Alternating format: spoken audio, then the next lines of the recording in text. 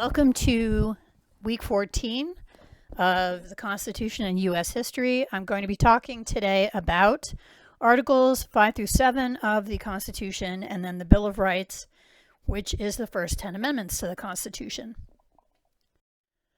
Article 5 talks about the possibility of amending the Constitution, and you will recall that one of the big problems with the Articles of Confederation was that all 13 states needed to approve any amendment, and as a result, no amendments were ever approved.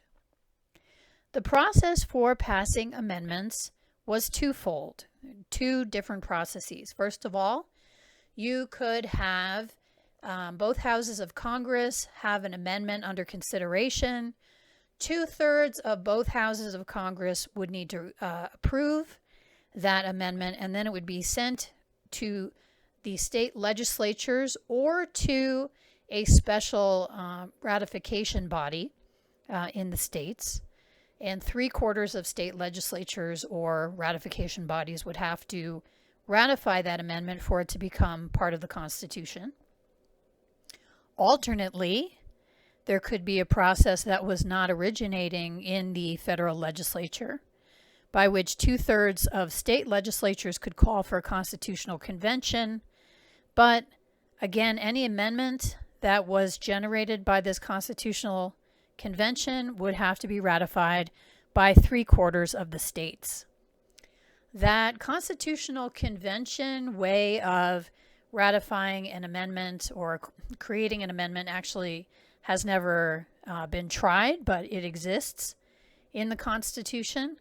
And Congress specifies which body will do the ratifying, whether it will be state legislatures or whether within each state there needs to be a special ratification convention called.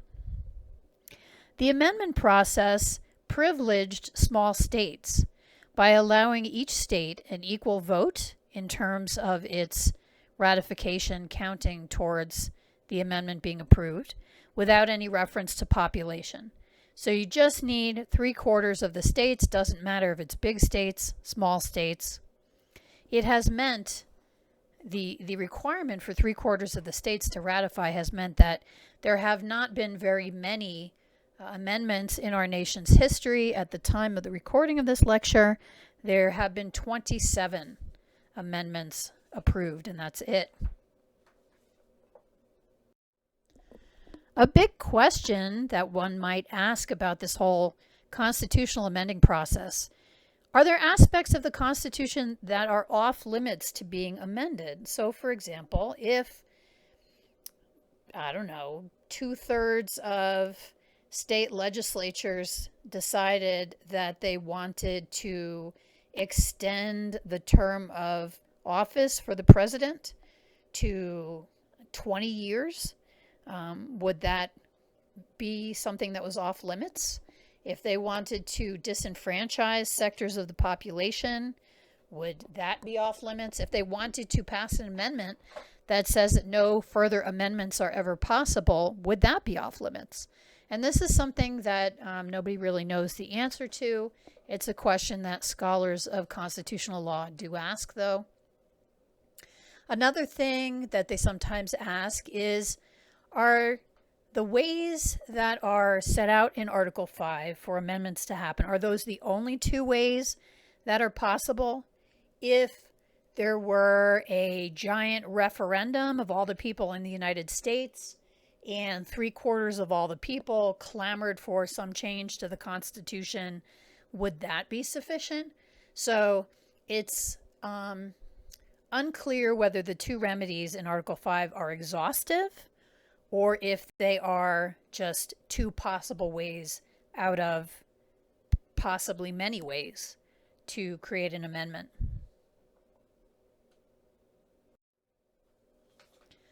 The next article of the Constitution indicates the order of supremacy for various kinds of law. And this is all based on the extent to which the people have fully participated in consenting to a law or to the Constitution. So, for example, The Constitution was the apex law. It trumped all other laws, both federal laws and state laws, because of its having been ratified by all the people of the United States, either in state legislatures or in specific ratifying conventions. Next, in the order of operations or the order of authority, were federal statutes. But you'll note that Article 6 says, provided that they were passed consistent with the Constitution. So I have to think that an executive order would not count as a statute passed consistent with the Constitution.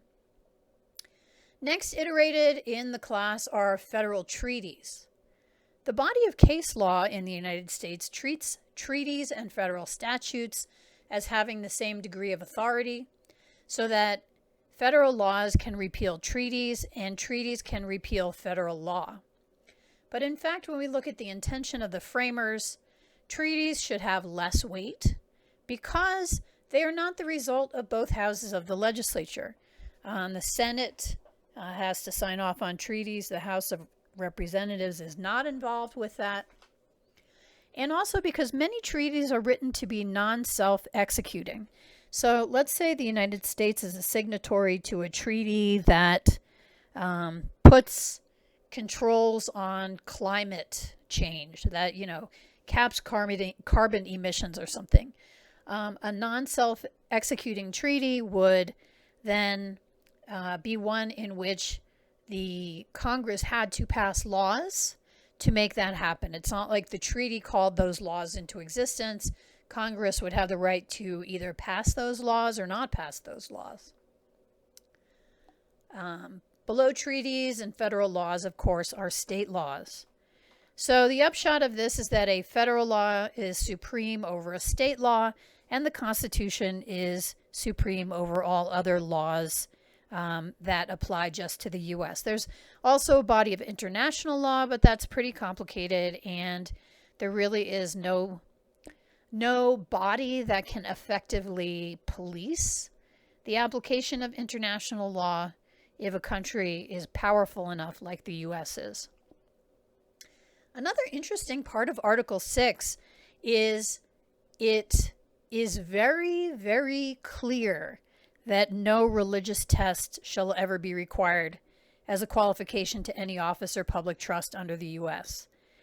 It's not saying Congress shall make no law or anything like that. It's saying no religious test shall ever be required. This is the most forthright statement of not having a religious test for office, or it's the most forthright statement of anything in the Constitution. But it really emphasizes the extent to which the framers didn't want to have religious tests for offices or public trusts under the U.S.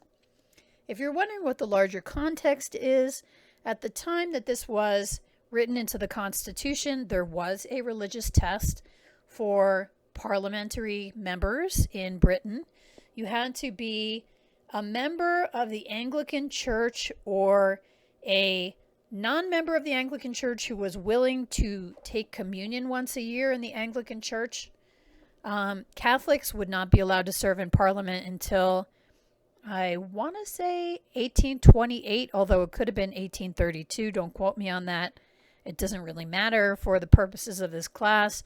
Jews did not get a chance to sit in Parliament until the 1860s. Atheists, not until the 1880s. So the United States was kind of ahead of the curve in terms of its forbidding a religious test for office. Article 7 explained how the Constitution would come to have the force of supreme law. And this was by being ratified or having people, put themselves under the social contract of the Constitution. So this was a different way from how the Articles of Confederation were adopted. In that case, the states had the sovereignty. In the case of the Constitution, the people had the sovereignty. The most democratic way to ratify would have been through direct referenda, just like have everybody vote. However, this was literally not an option within the minds of Americans at the time. There really wasn't an infrastructure in the country for communication. It was pretty vast by the standards of the time in terms of trying to travel.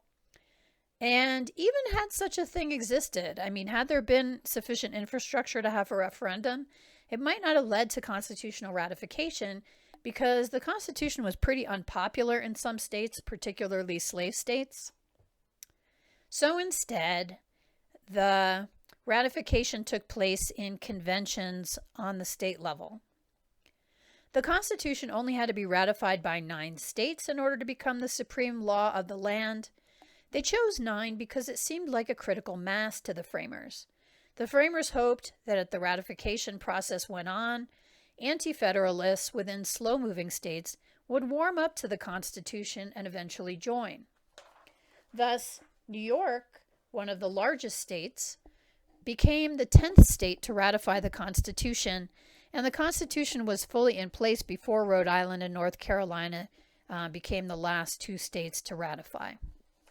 So the hope was that people would get used to the Constitution over time, that anti-federalists would be won over to the side of the Federalists, and eventually all 13 states would join, which they did. During those ratification conventions, various different states came up with a total of 212 demands for things that they wanted to be changed about the Constitution. And some of these, there was some overlap. So Madison sat down and was able to boil these down into 12 amendments, 10 of which were passed right away, 1 of which was rejected outright, and 1 of which finally became the 27th Amendment in 1992. Madison screened out any material that would have materially weakened the federal government or changed its basic structure, rather using the Bill of Rights to codify the traditional rights and liberties of Englishmen, the things that we've been talking about for the semester, like jury trials and no unreasonable search and seizure and freedom of speech, freedom to petition. Why did the Federalists agree to a Bill of Rights? Well, first of all, they wanted to avoid having a second constitutional convention being called in the near future.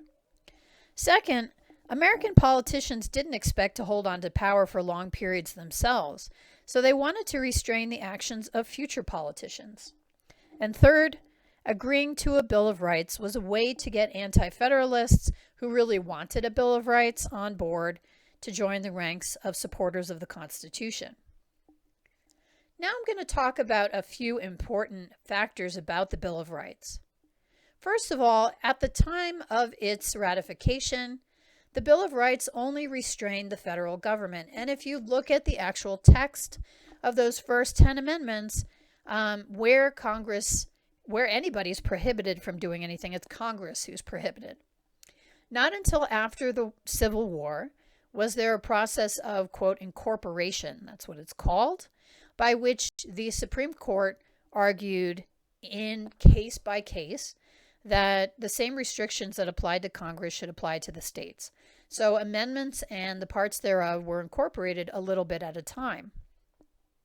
Madison had put forth an amendment that would have specifically applied the constraints of the Constitution onto the states, but he was voted down. Like the Constitution itself, various amendments in the Bill of Rights seem to make a distinction between persons, a category that includes women, children, and enslaved people, and the people, which appears to mean political participants or white males over 21. 18th century women didn't vote for constitutional conventions or Congress or serve on juries or in the militia, but as persons, they had certain rights, even if they didn't have certain duties or obligations. A good example of the use of the category the people, meaning the political body, is the Second Amendment. The Second Amendment begins with a clause about a well-organized militia, and then goes on to state that the right of, quote, the people to bear arms should not be infringed. As we know from this class, militia service was long owed by all free white males to their communities, both in Britain and then later in British North America. The historian Akhil Amar argues that the Second Amendment wasn't saying that all persons should have the right to be armed. Obviously, they didn't have that right under the laws of the time because persons includes enslaved humans. But rather, what the amendment was trying to say was that the militia was the best defense against the accretions of power that were possible with a standing army. What happened, though, over time is that an army got to be a more acceptable part of American life than it had been before the Revolution. And also, the framers assumed that localities and states would maintain militia structures in place, but they failed to do so. So now it's like, well, we have this clause about a militia in here, and then people having the right to bear arms is now confusing because those militias disappeared, the ones that were supposed to protect people's rights against a standing army. Another place where persons have specific rights includes religious practice and due process of the law. And the Fourth Amendment guarantees, quote, the right of the people to be secure in their persons, houses, papers, and effects against unreasonable searches and seizures. Now here we see both people and persons. We see the extension of protection from the political community of, quote, the people, the guys who would, through grand juries, decide what kinds of evidence were admissible in court, and the stuff that's being protected, the privacy of what's being protected, includes such traditionally female spaces as houses and also individual persons or bodies. All right, so that people versus persons, that language being different could be significant. Another theme that recurs in the Bill of Rights is that of juries. 3 of the amendments specifically invoke juries, and this is not surprising since the British government eroded Americans' right to jury trials throughout the immediate pre-revolutionary period. In the Constitution, juries were guaranteed in both criminal and federal civil trials. The last thing I want to talk about is women in the Constitution. Now, you might look through the Constitution and say, well, it doesn't actually say women anywhere in the articles of the Constitution or in the Bill of Rights. The historian Jan Lewis pointed out something about the constitutional debate of July 11, 1787. They were talking on that day about the 3/5 clause, and James Wilson of Pennsylvania specified representation be, quote, in proportion to the whole number of white and other free citizens and inhabitants of every age, sex, and condition, including those bound to servitude for a term of years, and 3/5 of all other persons not comprehended in the foregoing description, except Indians paying taxes in each state. All right, so originally the language about doing a census, that is counting who were subjects of the United States, included not just men, but also women, people who were poor, that is those who were bound of servitude for a term of years, people of every age, so children, people of every condition, that includes paupers and vagabonds, and then the 3/5 clause applying to enslaved people. However, the Committee of Style, which I talked about in the week that we talked about the writing of the Constitution, rewrote this to exclude both the mention of sex and the word white. So it seems to have been eliminated from the Constitution for purposes of making it flow better rather than because the framers were not thinking about the role of women. Lewis says that many framers believed the purpose of government was not just to protect property, but rather to also protect society. And as you think back over the class, think about how much the framers were influenced by Locke and his emphasis on government's role of protecting property. You would have to go all the way back to the Putney debates to find people talking about every person having some, reason for government to protect them. James Wilson made this clear a few years later in his lectures on law that he delivered between 1790 and 1792 in Philadelphia, when he noted that, quote, by some politicians, society has been considered as only the scaffolding of government. Very improperly, in my judgment. In the just order of things, government is the scaffolding of society.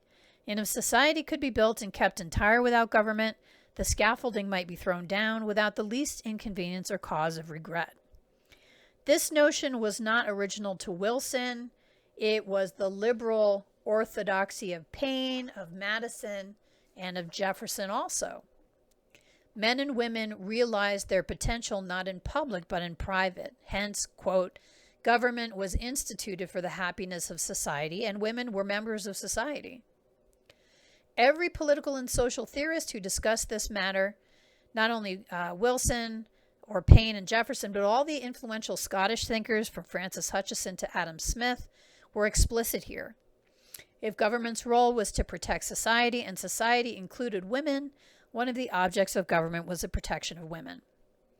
Implicit then in the Constitution's doctrine of representation was that the new government, in securing the happiness of society, was to look after women, not as women, but as members of society. White women may not have had the duties of citizenship, but they did have some of the rights. You will notice here I have included this quote by Ruth Bader Ginsburg. She has been one of the most vocal advocates for the Equal Protection Clause to be used to make gender a strict scrutiny category in the Constitution, so that if you're going to discriminate on the basis of gender, there needs to be an argument that there's no other possible way to accomplish some absolutely critical need than to make a gender distinction in a piece of legislation. Right now, although race is subject to strict scrutiny by constitutional scholars and jurists, gender is not. Originally, Ruth Bader Ginsburg was among those who didn't think that we needed an equal rights amendment to the Constitution. She really thought that court cases were going to open up the 14th Amendment and allow people to use strict scrutiny when it came to issues of gender. That really hasn't turned out to be the case, and I think now she is indeed a proponent of an equal rights amendment. So anyway, that's it for today. See you in the comments.